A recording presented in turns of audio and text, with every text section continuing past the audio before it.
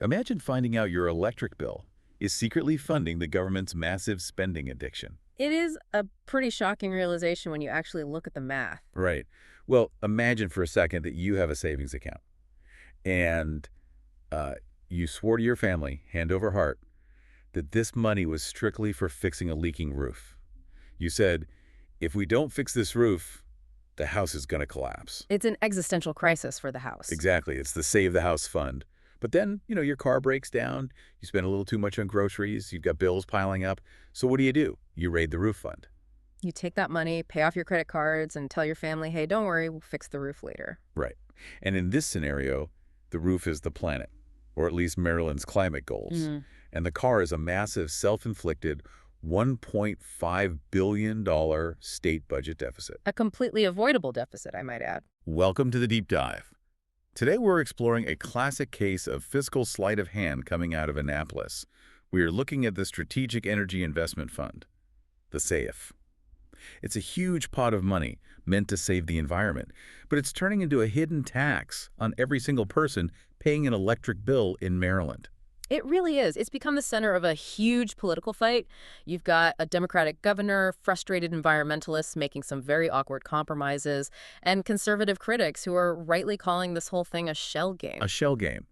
And when you look at the documents we have today, reports, budget proposals, critiques from Senate Republicans, it is really hard to unsee it. Our mission for this deep dive is simple. Follow the money. Always follow the money. We are going to see how a fund designed to fight climate change is being used to plug holes in the state budget.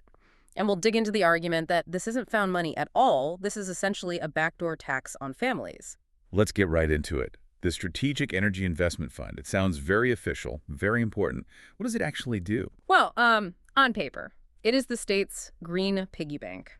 The SEIF is managed by the Maryland Energy Administration. Its whole stated purpose is to reduce energy bills, cut waste, and fund renewable energy. Like solar panels and efficiency upgrades. Exactly. But here is the real aha moment of this story. Where does the money actually come from? Because they aren't just taxing you directly for it. No, and that's why politicians absolutely love it. It feels free. So about 40% comes from regional carbon auctions. But the big chunk, the one growing like crazy, comes from something called alternative compliance payments, or ACPs. Which is just a fancy government term for a fine. Right. It's a fine for failure. Let me break it down. Maryland law forces utility companies to buy a certain amount of green energy. They have to prove they're using renewables.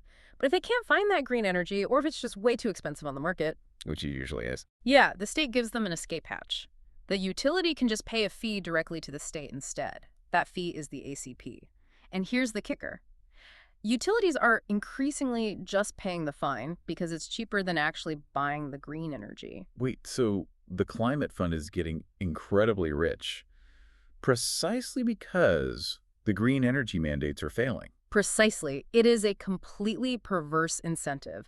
The government made the mandates so aggressive and the market is so distorted that power companies are just writing checks to the state instead of going green. And the stats on this are just staggering. They are. In 2022, this revenue was $77 million. By 2025, it jumped to $365 million. Wow. From 77 million to 365 million in 3 years. Right. So now the state has this massive accidental pot of gold. It's supposedly for green projects. But remember, that money didn't just fall out of the sky. The utility companies paid those fines. And do you think those massive corporations just ate that cost out of the goodness of their hearts? Oh, absolutely not. They pass every single penny of that onto the customer. Exactly. It shows up right on your electric bill. So you, the everyday ratepayer, are paying for the utility's failure to meet a government mandate.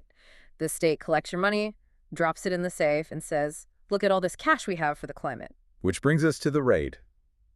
Because that money is definitely not staying in the climate fund. Not anymore. Enter Governor Wes Moore. His administration is staring down a projected $1.5 billion budget deficit. $1.5 billion. You can't just ignore a hole that deep. You can't. And when government overspends to that degree, they start checking under the couch cushions for loose change. Except here, the couch cushion is the Green Energy Fund, and the loose change is hundreds of millions of taxpayer dollars. So what's the actual proposal? How much are they taking? The governor's plan diverts $292 million directly from the SEIF into the state's general fund. Just to balance the books. just to cover their overspending. They are using energy fines to pay for general government operations, bureaucracy, salaries, office supplies, you name it. But that's not even all of it. Yeah. I read in the sources there's also a rebate scheme. Yes, this is the part critics are calling a political sweetener. They're grabbing another $100 million out of the fund to give a one-time $40 rebate to eligible households. $40. Earbucks. So let me get this straight. The state mandates drive up energy costs. The utility companies pass those massive costs to you and me. Our bills go up by hundreds of dollars a year. And then the governor takes a chunk of our own money, hands us back a crisp $40 bill, and basically says, "You're welcome." That is the exact math. It's wild. And if you look at the recent supplemental budget, they're cutting or shifting another $80 million. When you add all this up, this raid depletes the fund by 82%. 82% of the fund wiped out. Wiped out, leaving only about $164 million for the actual green initiatives it was legally meant for. That is not a trim. That's a total gutting. And this is where the politics gets super interesting, because you would assume the environmentalist groups like the Sierra Club or the Chesapeake Climate Action Network, you'd assume they'd be furious. They were. Initially, when this first leaked, they called it unacceptable. They said it was a huge mistake to use this money as a petty cash drawer. But then they folded. They completely folded. Now they are actually supporting parts of the governor's spending plan. Talk about strange bedfellows. Why on earth would they do that? If they truly believe climate change is an existential crisis, why let the state raid the survival fund? It's just raw political calculation. They know voters are getting crushed by inflation and high energy bills right now.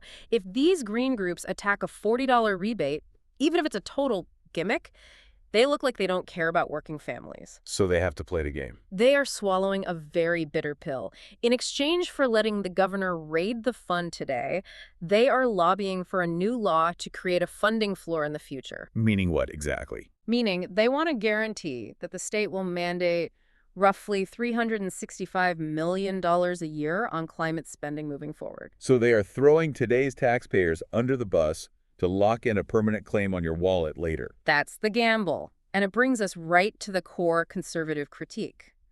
People like Senate Minority Leader Steve Hershey aren't buying this spin at all. Not for a second. Let's walk through their argument, because it really exposes the math here. They call it the hidden tax. Right. Let's be rigorous about this logic.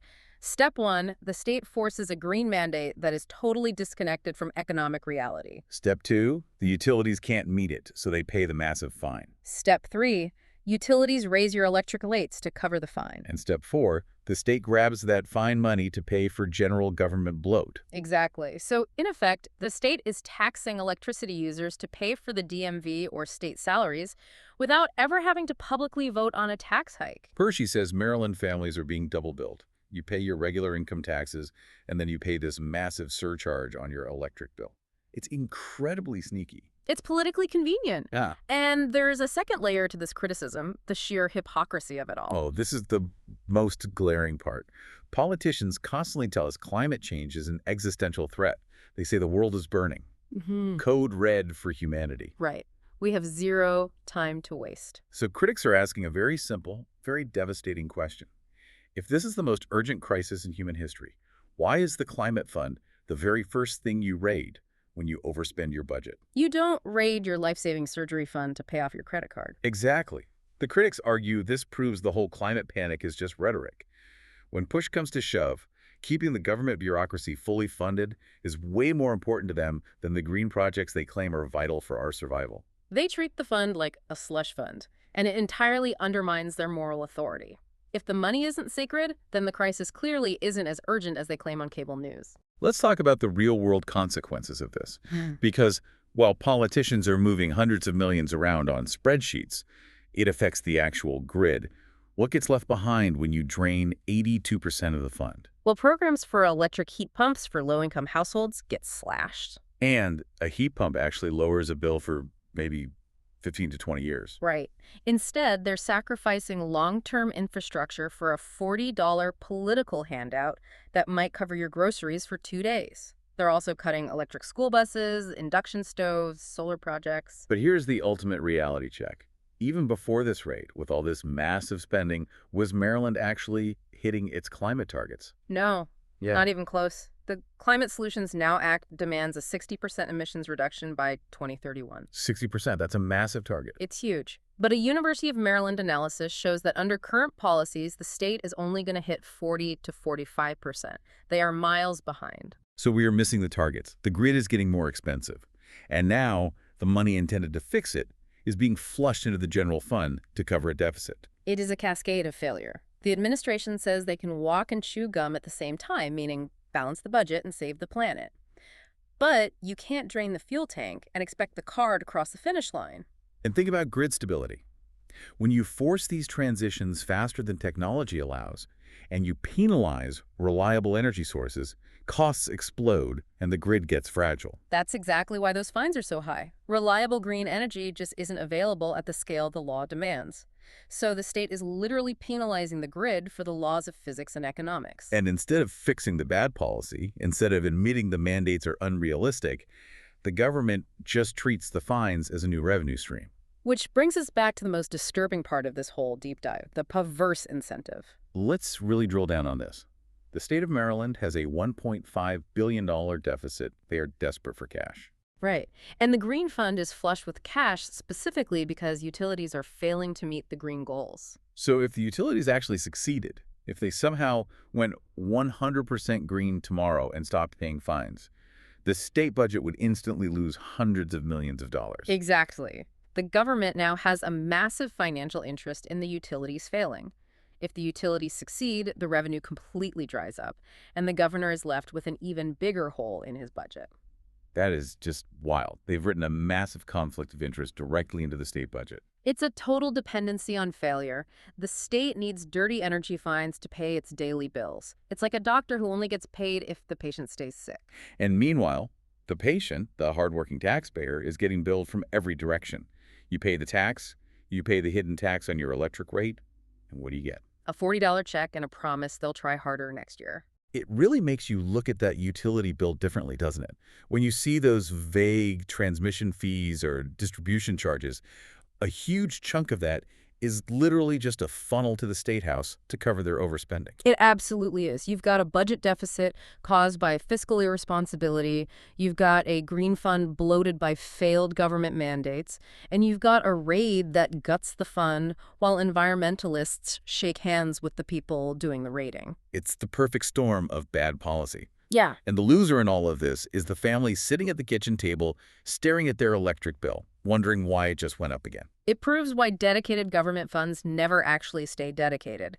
If there's a pile of cash and politicians have a spending problem, that money is going to be moved. Lockbox is just a metaphor. There are no lockboxes in a budget crisis, only piggy banks waiting to be smashed. So for everyone listening, when you hear politicians talk about this Strategic Energy Investment Fund, what should you actually hear? You should hear slush fund. You should hear hidden tax. And you should understand that your high energy costs aren't an accident.